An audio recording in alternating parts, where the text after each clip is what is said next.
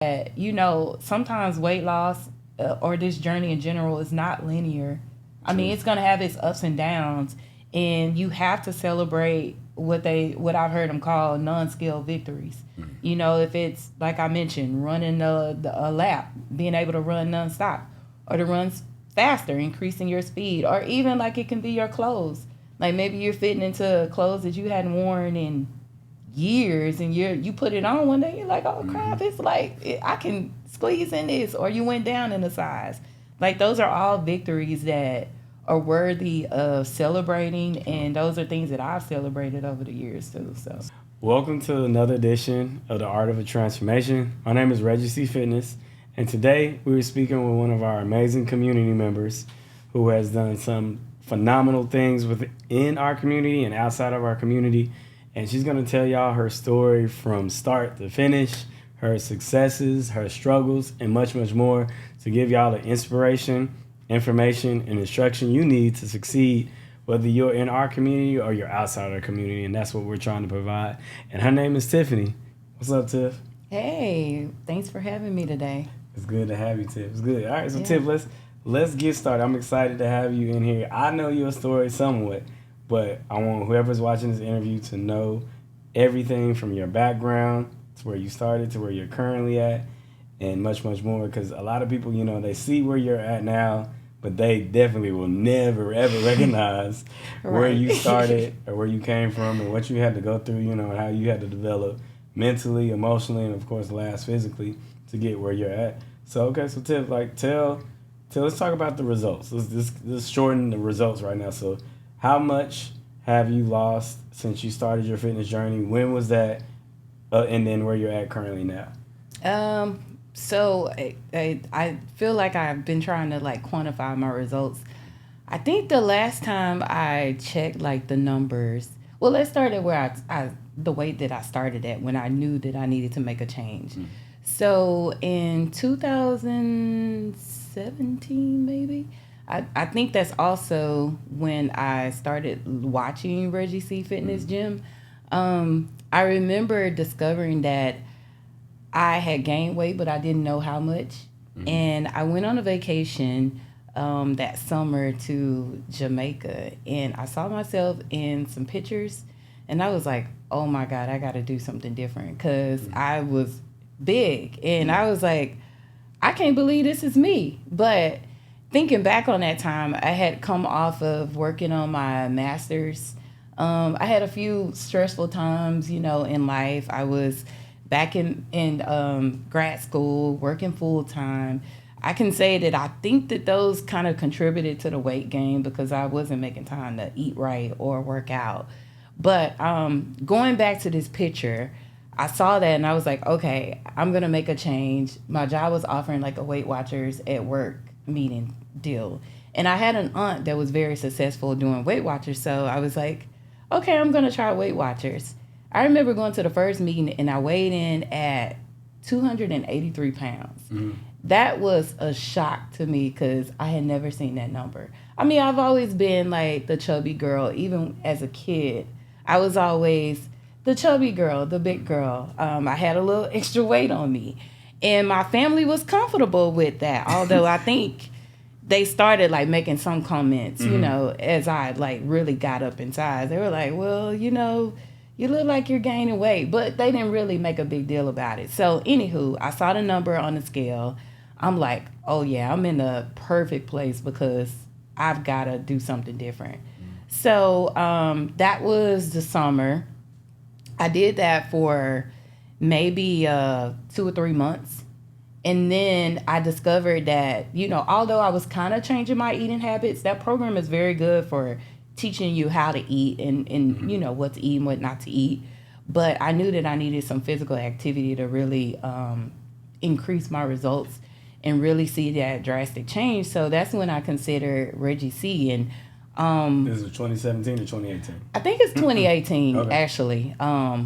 2017, I would say that I probably started to notice that I was gaining weight, but 2018 was when I really took action on it. Yeah, so 2017 was the awareness stage, and 2018 was when you took action. Yes, yeah. So After that, I think I joined Reggie C in September of 2018. I think, yeah, because I remember I joined. I took my like first photos, and then I went on a cruise because I already had it planned. So I was like, "This is not the best way to join." But anywho, I remember when I weighed in at Reggie C though, I think I was like 20 pounds lighter. So my first official weigh in at Reggie C was like 264 or something around there. Okay. So since then, I've gotten down to probably about 155. So I mean, I count the numbers as like maybe 120 pounds of total weight loss since I've been on a journey. So yeah, that's kind of where I've come from. Yeah. And that's since 2018. So let me ask you this. What was the progression of like your family's input? Like since, like you said, when you said they kind of saw and they commented a little bit when you were like in the 280s up until now. Because I think the reason I'm asking this question is because a lot of people, you know, it's interesting when you're overweight and out of shape, people are more silent. But then when you start to get, from what I've noticed, when you start to get in shape, fitter, healthier, and have a better, well-balanced lifestyle, people are more prone to comment. So I want you to talk about that because like, that's what a lot of women need to hear. Yes. And men in general, just people in general on their weight loss. So I will say that I experienced that recently when I went home, like in the last month or so.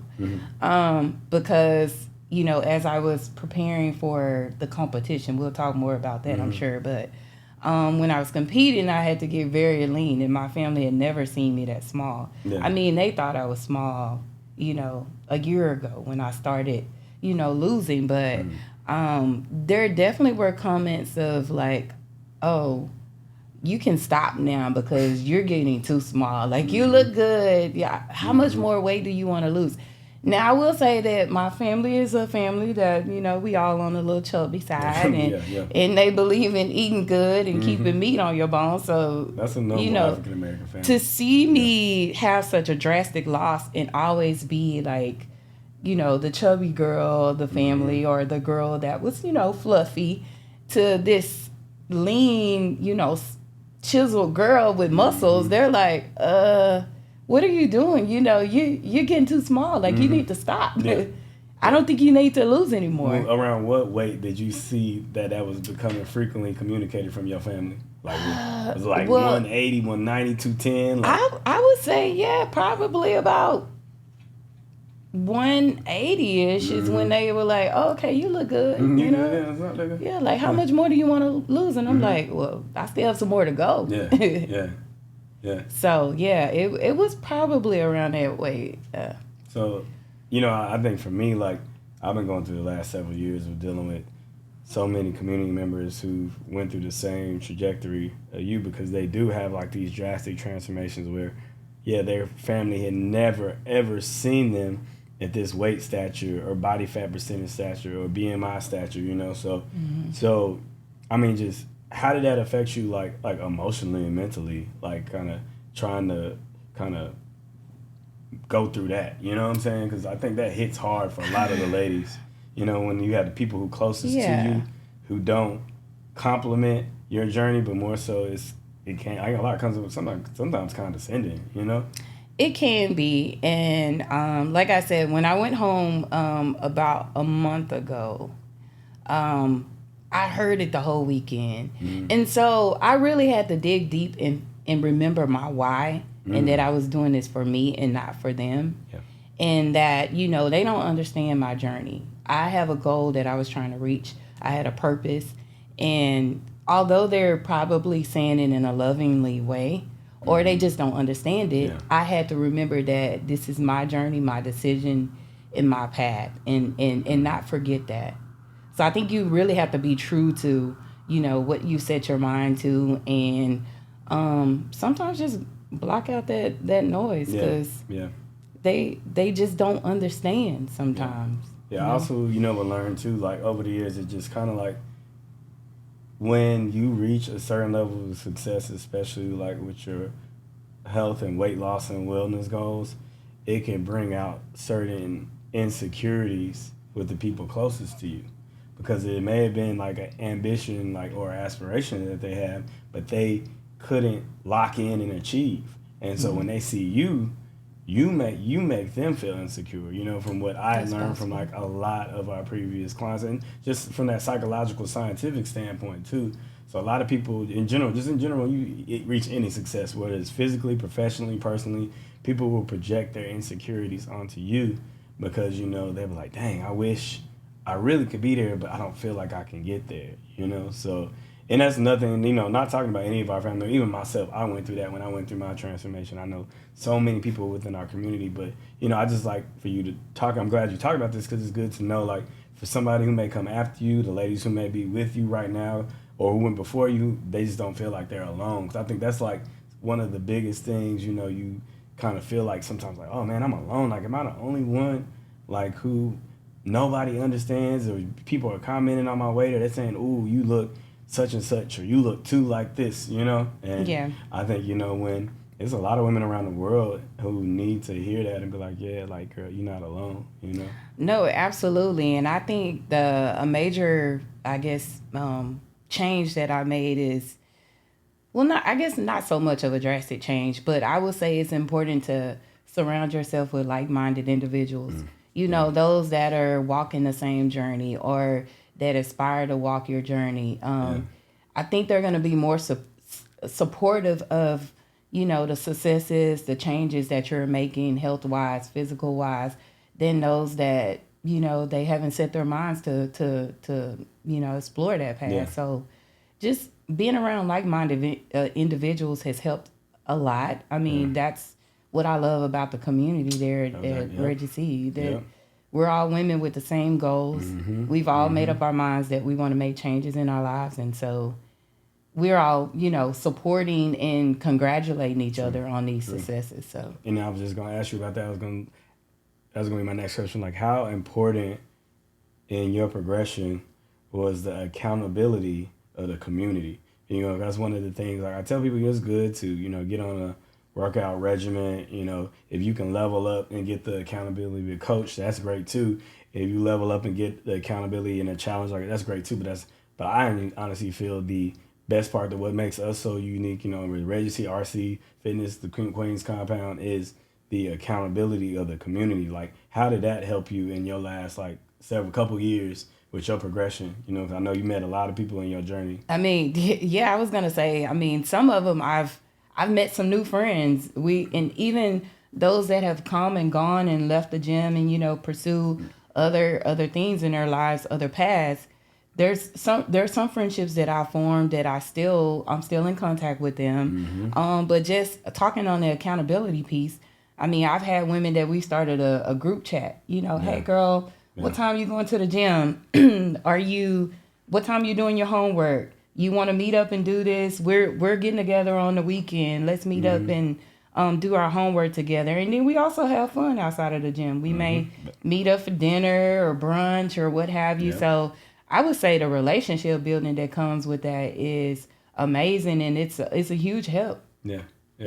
What advice would you give to, like, a woman who may not, like, had a community like ours, but she's, like, just getting started in her journey? She may be alone, you know, over the fence, and she needs to find that person or someone or something to develop, like, that communal relationship. Like, what would be your advice, like, to her? You know, like, not saying, she can't come to Houston, she can't come to RC Fitness, she can't come to Reggie C. What would be, like, tips, advice to finding that level of, you know, just like that relationship? You know, I'm trying to think, like, I would say if you can find someone in your circle, you know, find a friend that has the same desires that you have. Try to connect, find that key person that's, you know, they want to walk the same path. Also, I mean, what I've done personally is use the social media space. I mean, even if you can't connect with someone in person or locally, maybe you can join like a virtual group of some sort. I mean, use it to your advantage. I have 2 Instagram accounts. My fitness one is all fitness content, and I purposely did that because I wanted to be able to follow different fitness instructors or influencers is those that are regularly posting fitness related content so that I can be inspired and be reminded of what my goals are. So yeah, I think that's a good tip. Now that we talked about finding somebody who is aligned with the right thought process and mindset, but what about the people you had in your life that weren't aligned with where you were trying to go and what you were trying to do? Like, what did Tiff had to do with like those close friends or close people in your circle to be able to stay aligned with the goals that you have? 'Cause I know that happens too. You know, you got friends, and not saying they're not the wrong friends. It's just, at the current point in time where you're at, where your mindset is at, that they may not be aligned with your priorities and your goals. Like how did you have to like operate and handle, juggle those friends and people in your life?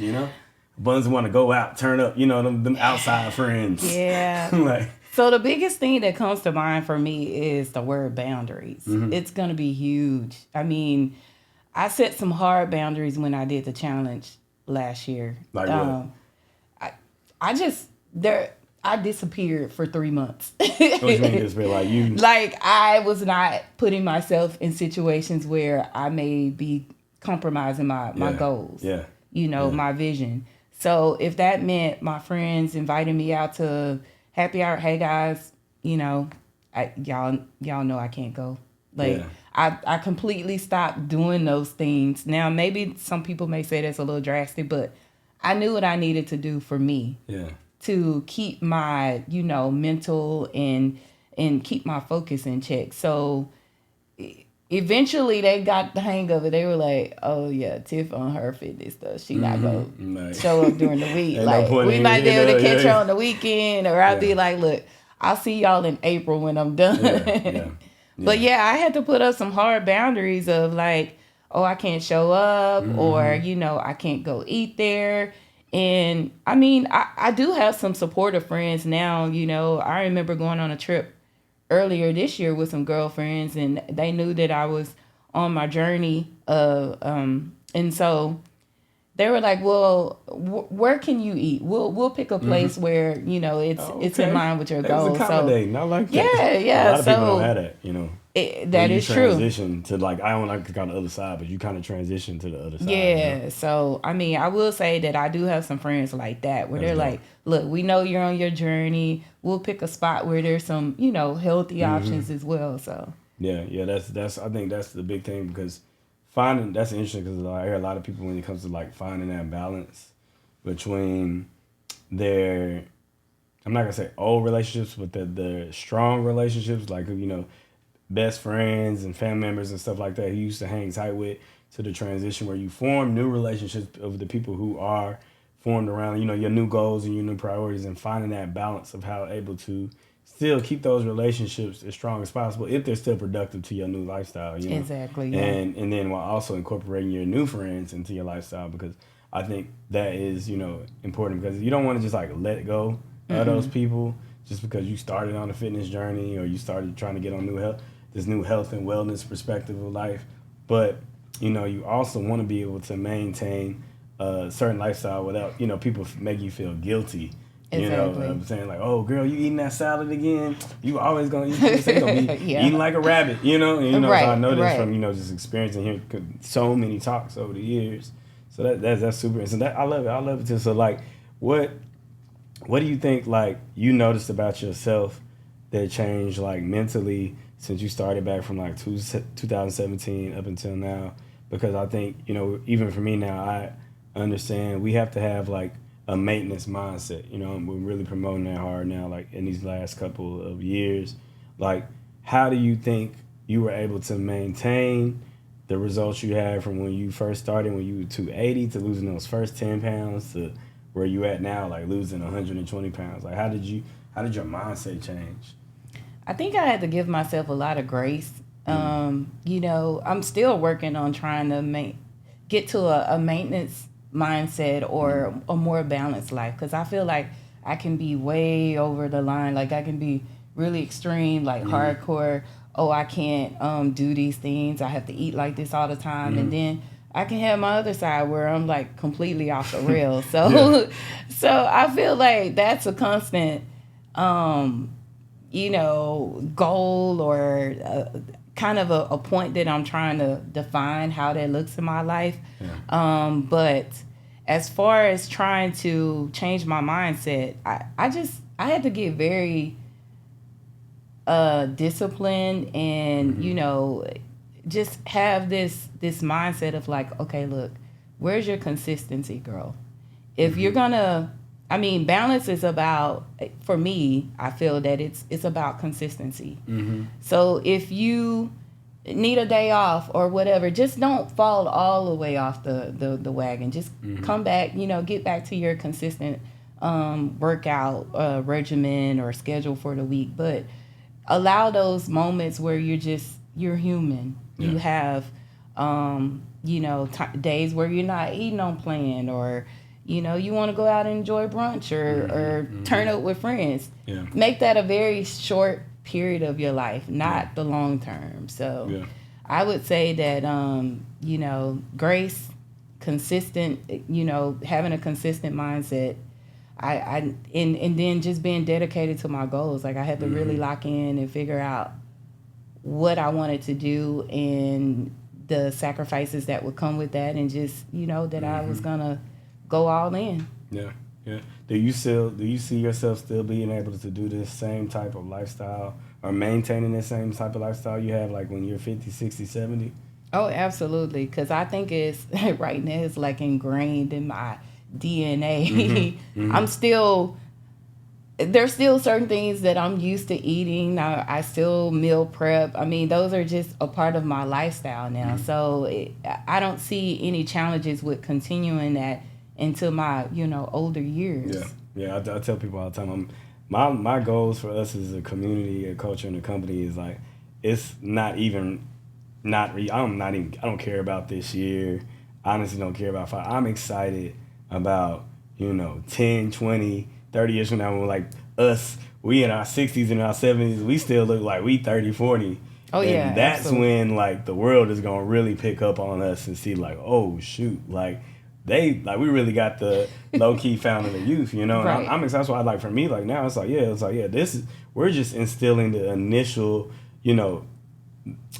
thought processes and understandings of what needs to be done in order to, like I said, maintain what we've done, like in all the ladies in our community. But like, honestly, that's why I asked you that question, because I honestly feel like we will be that. Like, you will be that. Like, with the thought process you've developed, the mindset you developed, it's like I honestly feel like Tiff is not going to let herself go back to 283.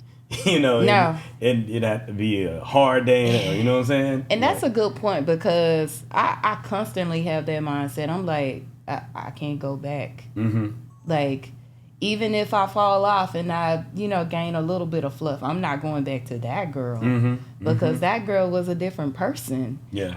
That was somebody, although I felt like I was outwardly confident, I remember being insecure about a lot of things, because I didn't like my size, or, I felt like it was getting out of control. So, the confidence and the self-awareness that I've gained now, I can't go back to that girl. And there's times when, I want to eat junk or whatever, have my fun. And I'm like, okay, well, you can play in this space for now, but don't get too far out of line, because I'm not going back to that girl. And I have plenty of pictures to remind me of who I was back then. So, that's a good point, because I can't go back. Yeah, and that's why I think too. And I want to ask you this question, because where you started to where you are now, like, do you think you're more body conscious now than you were when you were in your higher weights, or vice versa? Because the reason I'm asking this question,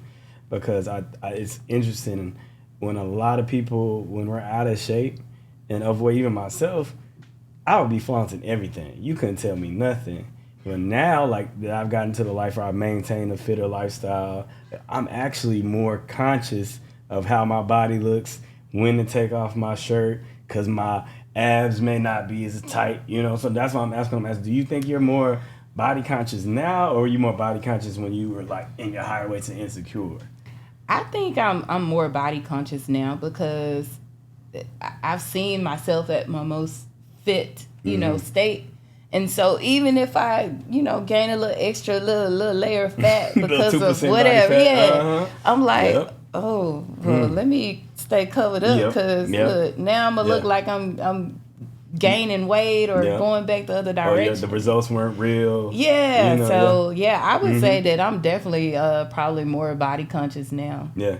I think a lot of people need to hear that too, especially not for the people who did go down that journey and once we were like we were, but now fitter or in a healthier state, because a lot of people don't recognize that when they get to that point, because that creates certain anxieties and depressions, within the individual, even more so than when you were out of shape, because you were so body conscious. You know your body because you looked at so much in the mirror. You know if you've gained 5 or 10 pounds. Mm-hmm. You know if you gained 2, 3, 4% body fat, and you actually become like your own biggest foe. Yeah. So I mean, like how have you like been balancing that out now as your body is progressing? You just finished the competition. You of course people always expect you when they see pictures of you to look exactly how you did on stage, and we know that's honestly almost very unrealistic from a maintenance-based standpoint. Like, how do you feel like kind of going through these stages now?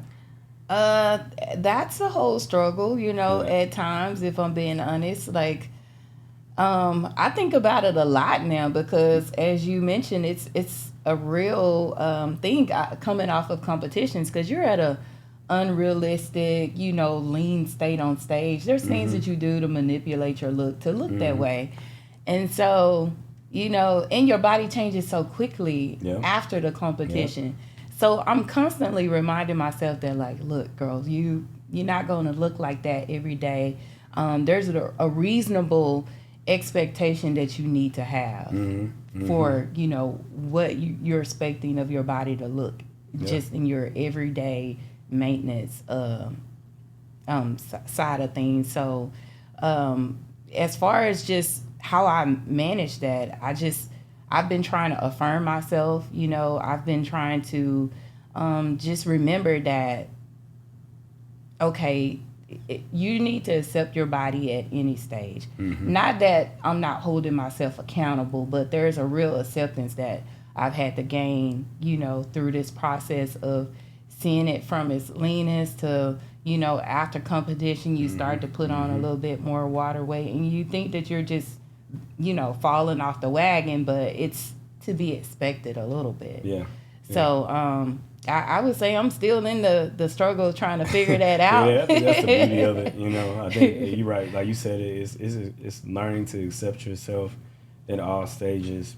Yeah. And just not being too hard on yourself. And I think there's somebody out there who needs to hear that, because that's why I wanted to touch on that, because you do get a lot of people like you who do go through major transformations and they look amazing at this point. But, I've recognized also that sometimes, even with dealing with working with thousands of ladies over the years, you may get abs or you may get popping legs or quads, but that's not what makes you happy, And it's fine. Like, you may see that and be like, you know what, like, I hear a lot, like, you may not want to be that lean, and it's cool. There's nothing wrong with going back and finding where you can maintain a happy state and where you're able to maintain a peaceful lifestyle where, you're happy with yourself. Because I tell people all the time, just because you have abs doesn't mean you're happy. Just because you're the leanest you have ever been and you can see every muscle popping doesn't mean you're happy, Yeah, that's a good point, because I'm thinking back to my stage look. Although I was amazed and I love seeing myself like that. Yeah.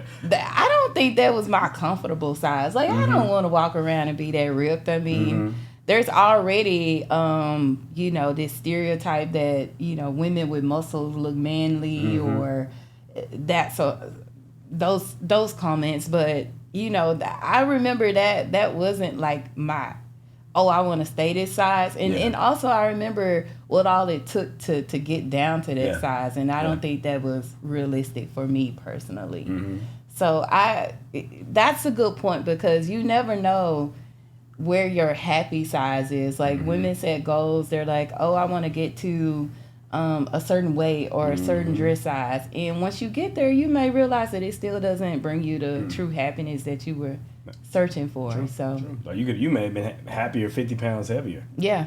Because you were able to enjoy your lifestyle without having to overthink and analyze and assess your every move and everything you put in your mouth. And honestly, I've learned, even as a coach, a trainer, individual myself, that that's not always like the best state, you know? And then you have the people looking from the outside in and be like, oh, like, how come does she not look like that in that picture? You know, well, people don't understand, like, that was a goal, but that may have not been my life goal. You know? Exactly. You know, like, we all have these bucket list goals of wanting to get on stage, do different things where we may want to hit our smallest weight or leanest body fat. But when we hit that, you know, maybe the work we were putting in and the efforts and the exertion levels weren't matched with just, like, giving us peace of mind. Exactly, you know? Yeah. And, you know, that's why I feel like people need to hear that, because they don't, the average person looking from the outside in doesn't understand that, you know?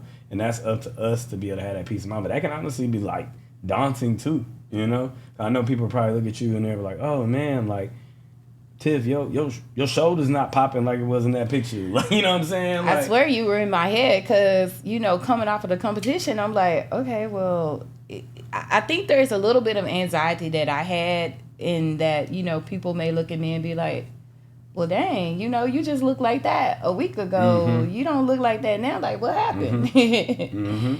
But I had to, you know, like, really find that, you know, self, or affirm myself in that sense, and just remember that, okay, this is my journey, regardless of any opinions that anyone else has about me. This is about me. Yeah.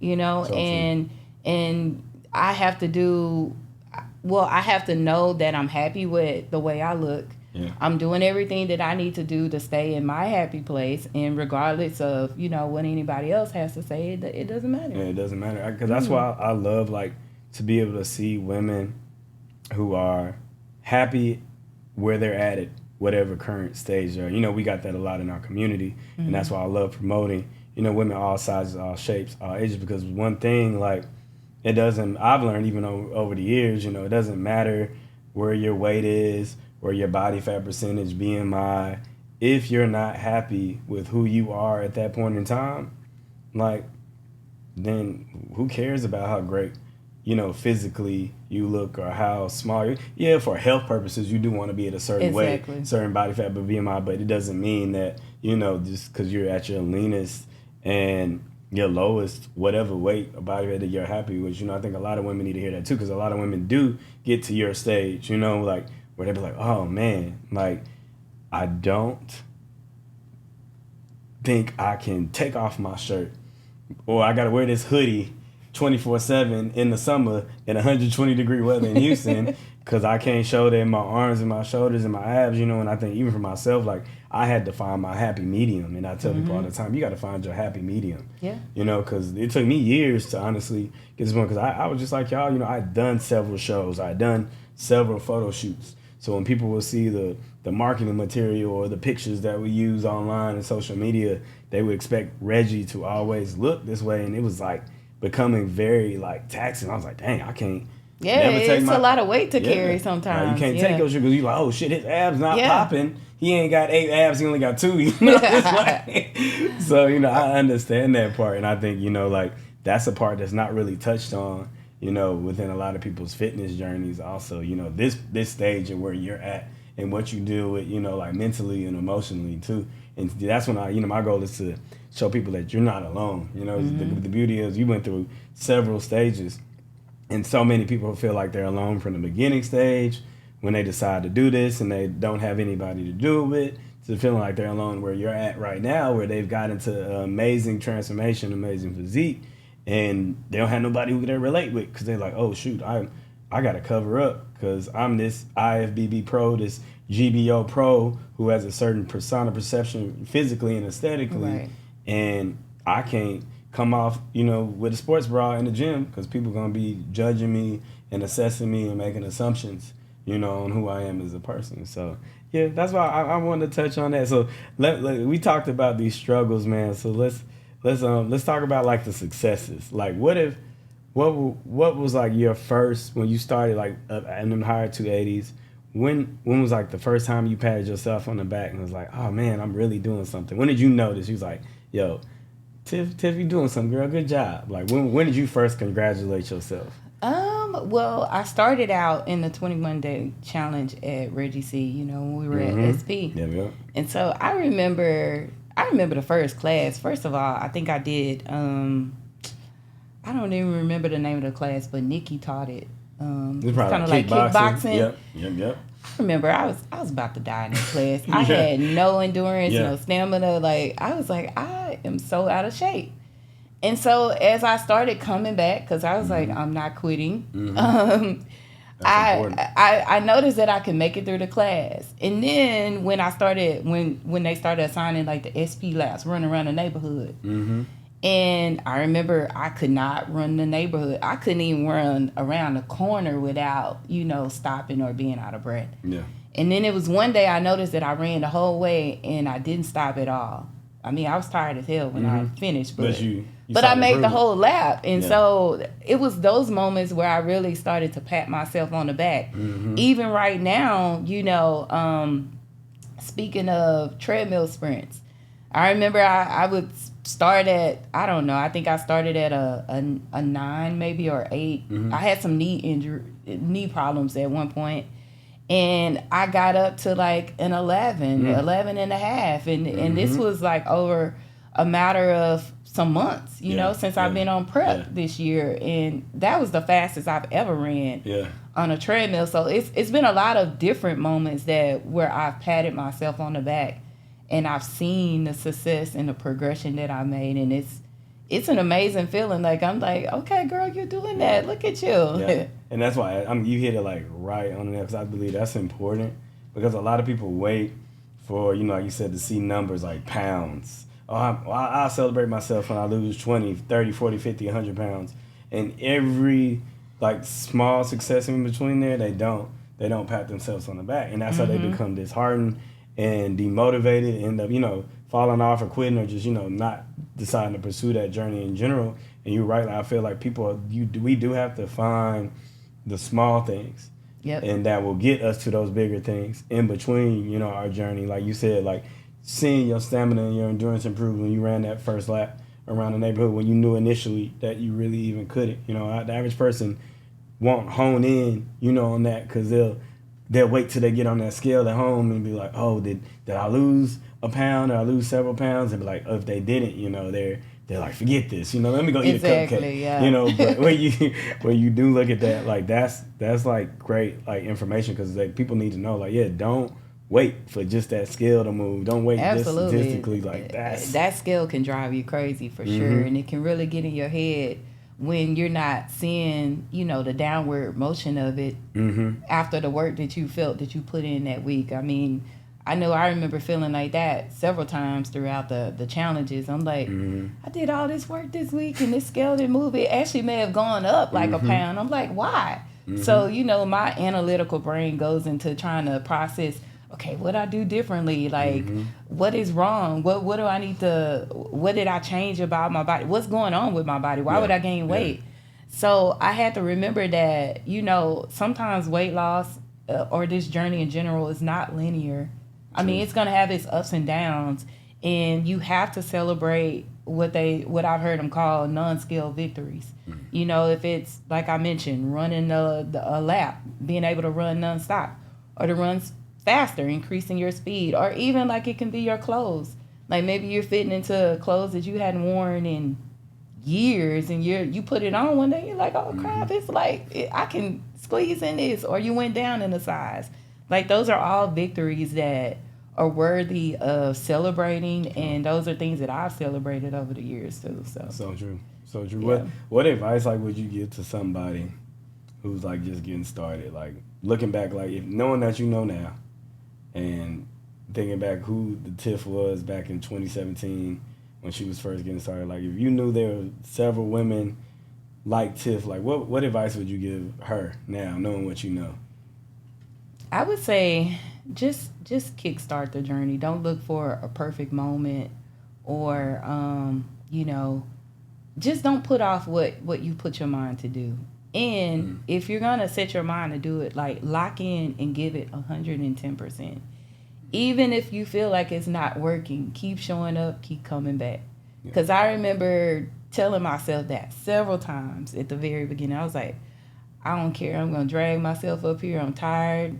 I don't want to do this, but I'm going to keep showing up. First of all, because it's a financial commitment. Straight up. Let's talk about that. Yes. You know, like, I was investing coins. in myself financially. So I was like, for X amount of dollars a month, I'm going to get all that I can get out of this membership and out of this, you know, this purpose. So I would say just start it. Yeah. And if you're going to start it, like, really dedicate yourself to it. Give it a fair chance, and then I promise you're gonna see some kind of results. Yeah, something. Yeah. And it's crazy. So, like, a lot of people, when they see this, you know, I'm gonna try and put a flashback picture where you started, but of course, you just completed your first competition. Congratulations on that. That's amazing. Like, I guess, how did you feel, like, just kind of succeeding in that and looking back from where you came from like literally 280s to being 150 on stage with an amazing physique and outstanding transformation? Like, what was, like, your thought process when you look through this whole journey? You know, like, I was completely blown away. Like, I couldn't believe that I had even achieved that level of fitness for myself. I was like, I don't even know who this girl is, and I never would have thought that under all that fat that I had those years ago, that I could build all this muscle and sculpt my body the way I did. So I just remember being just in disbelief, especially when the pictures came out. I think when you did that transformation, the video with all of us, I bawled like a baby. I just cried because I was like, I can't believe that I did this. And I mean, thinking back to this time last year, I tell the story all the time where I mentioned it to Denise. Denise approached me and would, you know, kind of put the idea of competing. And I remember looking at her and I was like, you're crazy. You're crazy, girl. I'm not. I'm not cut out for that. I was like, that's a lot of time, and I just don't think that I'm the, you know, competing type. I didn't even believe in myself. I didn't even think that I could look good enough to be on somebody's stage. But I feel like it was just confirmation because, honestly, months prior to that, like when I came off of the challenge last year, I mean, I wasn't at my leanest, but I was starting to have some muscle tone and development. And I would get approached by so many just strangers as I was out, just, you know, walking around. They'd be like, hey, are you a bodybuilder? Or are you a trainer? And they were like, you look like you compete. And I'm like, no. I would kind of chuckle, like, you think I'm a bodybuilder? Okay, well, wow. So, I mean, putting all that together, I was like, you know what? If they see something in me, and here's my coach at the gym, she sees the potential there. I'm like, why wouldn't I believe that I could do it? So, I finally thought about it and was like, okay, I'm going to give it a shot. I'm going to do it before I turn 40. You know, I'll make it like a birthday milestone, you know, goal. And that's kind of where I, you know, finally locked in and was like, all right, this is it. I'm going in, all the way in. Yeah. And I remember being scared from the beginning because I was like, man, I don't know how I'm going to look. And then I had the thoughts of like, you know, will I be like too muscular? Will, you know, people have opinions? Because I was watching the social media space.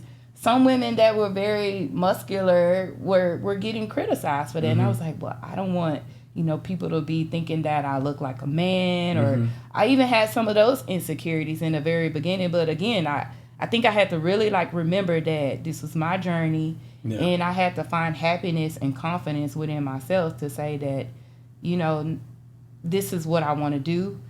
I don't care about the opinions of other people unless it's from my coach and she's trying to better me or help me meet my goal. But the rest of the opinions don't matter. And what advice would you give to women who kind of are going in or in that stage where, like, you know, they are getting those critiques and comments like about, oh, you, like, you know, especially I hate to say it, it's more so in the minority realm because we're not used to seeing our women like that. You know, like yeah, what advice would you give to those women like who feel like again they're alone and like, oh, people are saying I'm too muscular, I'm too manly, just because people could see some definition in my arms and stuff like that. Like, what would you advise you give to that, like your sister, like who your friend, like who going down your journey and they, people are being inconsiderate, and when commenting on your progression, like.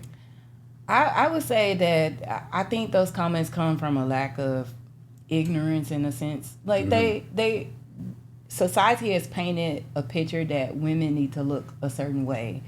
And now that we look outside of that image of what society has painted, a lot of people don't understand it. They're like, oh, that's not the way women are supposed to look. But I say that there's beauty that you can find in a muscular woman. Actually, True. on the other side of that, I think that there's a lot of people that are starting to appreciate that type of physique.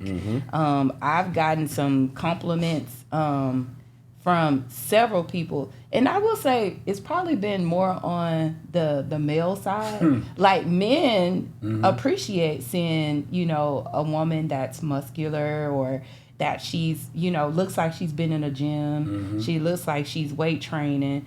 It's more so the women that don't understand it or they're afraid of lifting weights. They're like, well, I don't want to lift too heavy because I don't want to look too strong or cut. And I'm like, don't be afraid of weights because it's going to give you that shapely body that you're probably desiring.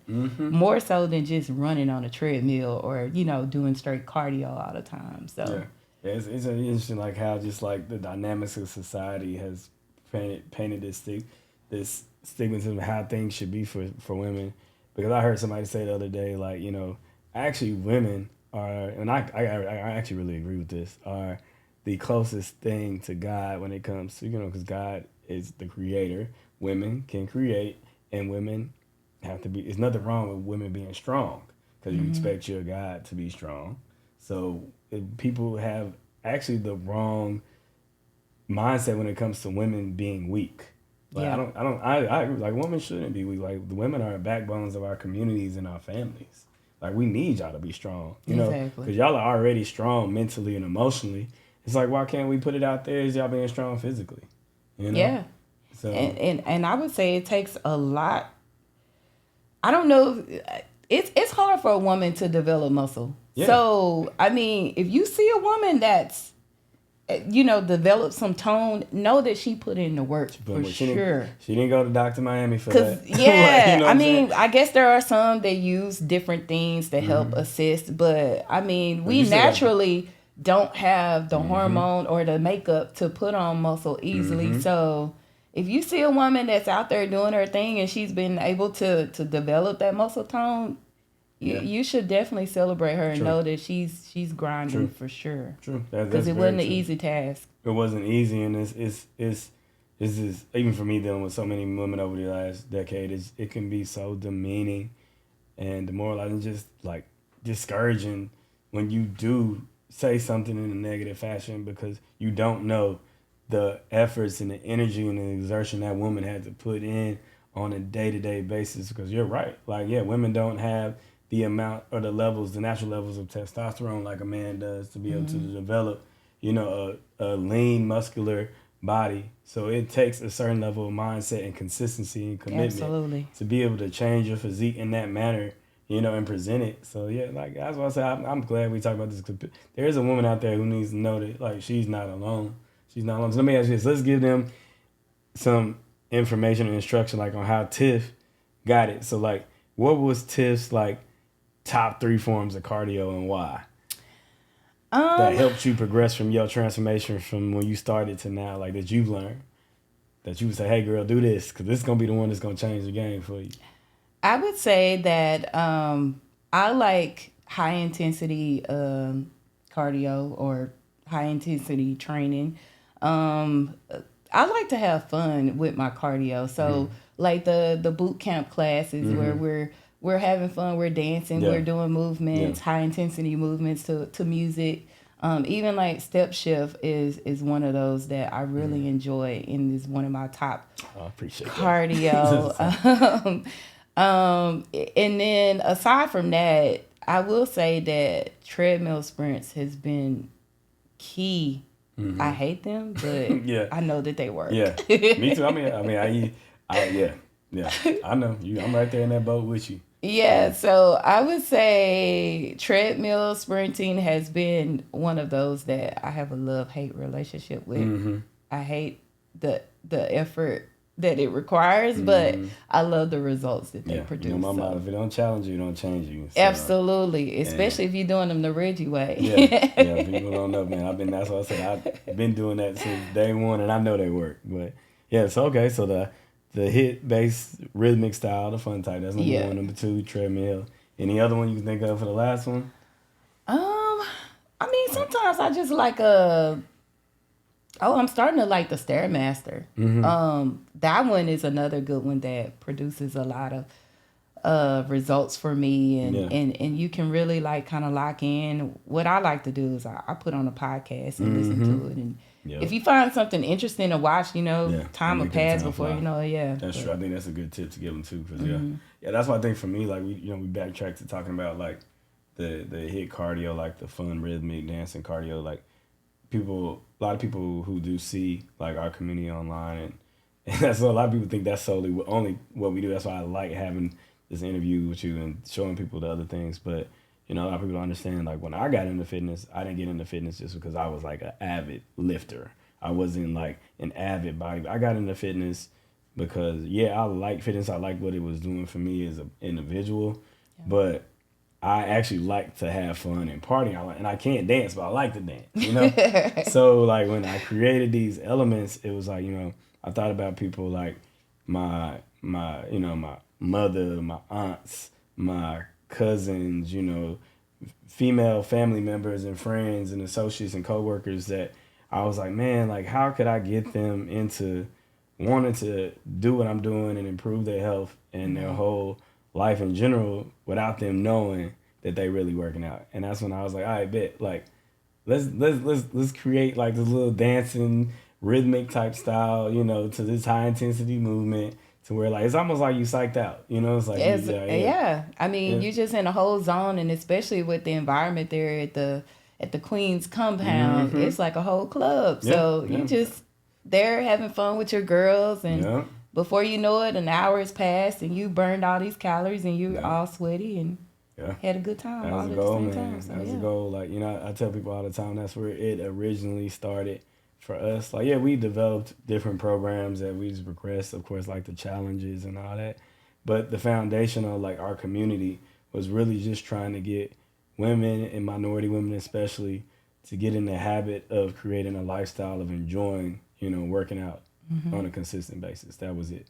And then, luckily we've been blessed to, do a lot of big things, like from challenges, comp prep, and much, much more. But, that's why I tell people, women especially too, like I love that advice you gave earlier. Just like, just take that step and do it, because it doesn't always have to be like doing cardio and getting on the treadmill and walking on the treadmill for hours and hours and hours a week. It can be other elements and facets. There's so many different ways of fitness. Even me, I think I'm getting more to the point now. I like to be outside, and get fresh air, because I'm always inside. So, so many different elements of that work, for individuals. And that's the beauty of fitness. It's not like one track. Yeah, it can be anything. Whatever works for you. It's still, again, about that person and what works best for you. So you have to find your lane. Yeah. Let me ask you this. So, like, we talked about cardio. So what do you think changed, like, your physique more? Like, to where, like, you were able to lose so much weight, but still maintain your physique and lose the weight and replace the weight you lost, like, with the muscle and the tonality, like, because that's gonna be a question. People, I know you already hear it. People are like, how she lose so much weight and she don't have like a bunch of loose skin and stuff like that. Like. Oh look, let me be clear. There is loose skin. I mean, that's realistic. That comes with it. But that was the whole thing that I had to accept too, because I was like, oh, my body's changing so much. And some of it may result in loose skin or some areas that may be a little saggy than you want. But I found for me, I liked a 50-50 mix of like the I was doing a lot of the torches. But then I was also, when I incorporated weightlifting, that I feel like that took my body to a whole nother level. Like I started to look so much smaller and leaner than I was, even when the scale wasn't changing. Yeah. You know, or the numbers didn't look like they were changing. Like physically or visibly, I looked much tighter and leaner. So I know some people may do one or the other. For me, it's kind of a mix of both. Yeah. I need both of them. Great advice, because so many people, especially women, wait till they lose the weight that they want to start lifting weights. And I think I've watched your progression over the last couple of years, and I think what you're doing, even I've seen other women in your same trajectory of transformations. That's how they did it, and that's how I promote that style. Like, don't wait to start lifting weights till you get to your weight loss goal. Absolutely. Like, you have to have that trade-off so you can develop a more, proportion, just aesthetic physique. Like you said, anybody who loses over 50 pounds is going to have some loose skin somewhere. But that's the beauty of it. And it's all about progression, too. You can focus on those parts later on, and, exactly. and tighten those up. But, yeah, I think that is very, very important, and like actually now people, like, they come in their 280s in the beginning, and us with our programs, I want them lifting weights from when they first start. I don't want them to focus just on doing cardio hit-based workouts, because that trade-off, as you start to lose that weight over an extended period of time, it will look more you just like where you at right now, Yeah. Which people, like, I think even me, like, it's still astounding to see, like, when I see our community members, and we've done this so many times, or like women have lost over 100 pounds, and they have like the amazing, phenomenal physique that you have. When you honestly don't see that in a lot of places, in the nation or the world, like when it comes to transformations. You see a lot of people lose weight and they look great at the weight loss, but you don't see like the aesthetic appeal of what you see, like people who would be on stage when they lose like 100 plus pounds, Right, yep. So, yeah. That's dope. Yeah, that 50-50 trade-off. Okay, I appreciate that. Yeah. So, all right. So before we end, I could talk to you for hours. But what's next? Like, you just did the competition, over 120 pounds down. Like, yeah, what's next? Like, well, I mean, I've talked about doing another competition, so I think that's going to be on the horizon. Okay. For sure. I think I was waiting to see how I felt in that moment, being on stage and, going through I felt amazing. Look, Denise had already told us, look, y'all better act like y'all a boss already. Shout out to Coach Denise, too. Yeah, yes. Coach Denise, she's the GOAT. I call her the GOAT, the greatest of all time. Yes, but coach. Yep. I mean, she put that thought in our heads and made us feel like we were already winners. And I remember standing on the side like, they can't tell me nothing. I put in the work. I know I look good today, and I felt amazing doing it. So that's why I was like, I know this isn't the end. Yeah. So I'm thinking of the next competition that I want to pursue. So there will be another one on the horizon. And then...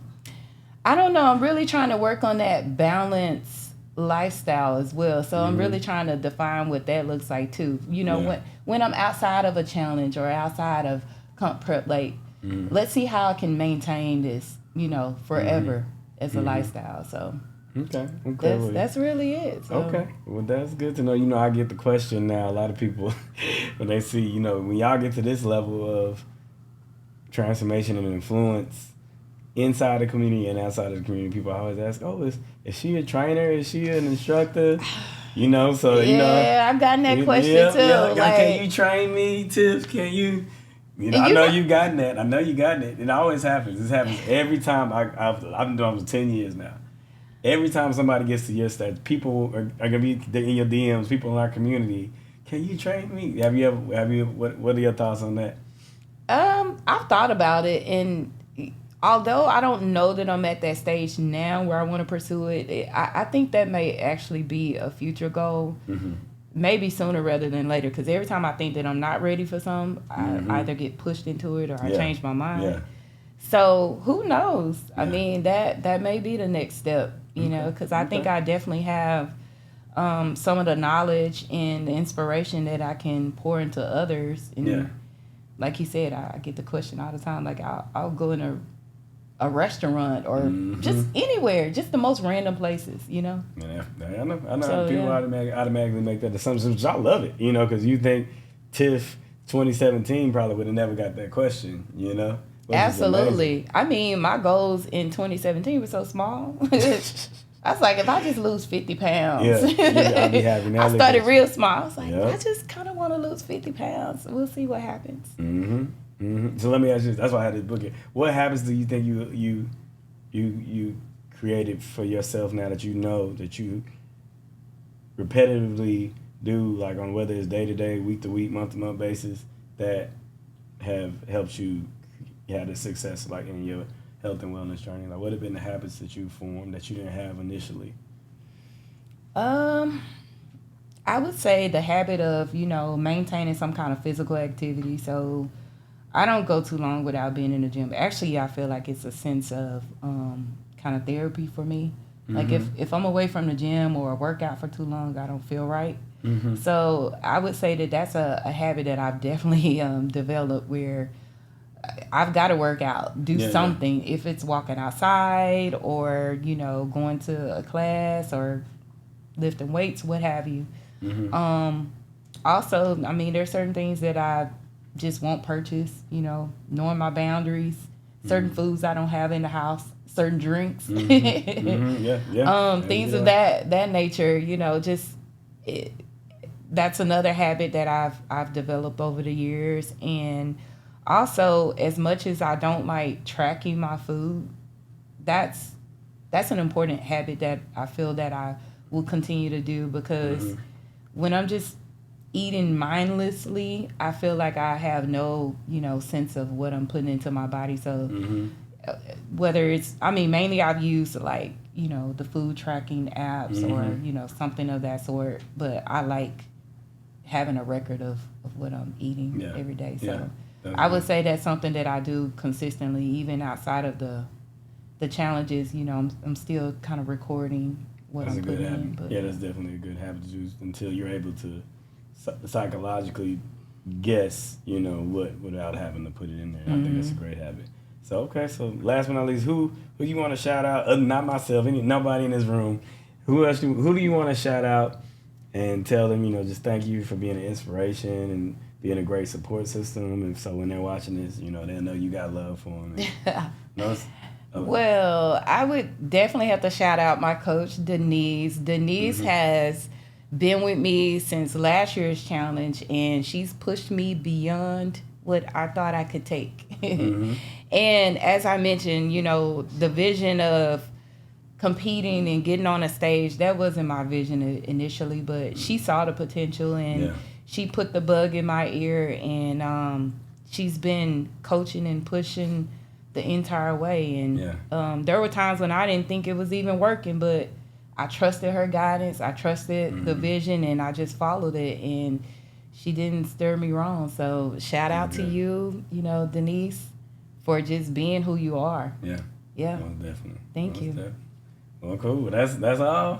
Yeah. All right. Well, shout out. All right. Well, yeah. Tiff, man, thank you so much for coming on and, giving this inspiration, information, and instruction to whoever may be watching this. And hopefully, somebody was inspired, which I know they will be, and, you're following your footsteps, whether they are in our community or outside our community, anywhere. And I just want to, congratulate you, give you your flowers, tell you I'm super proud of you. I know we don't always get time to sit down and talk to me like this, but I love it that we can and just kick back and talk. And I even learned a lot from you myself, which I love. So, man, just congratulations, and I look forward to seeing you hit the next set of goals, and we'll bring you on for part 2 soon. So. Bring some more medals to the gym. Yes. All right, Tiff, man. Thank you so much. All right, Tiff. thank you. Tiff. Give me a hug, man. Thanks, Tiff. You've witnessed Reggie C. Fitness.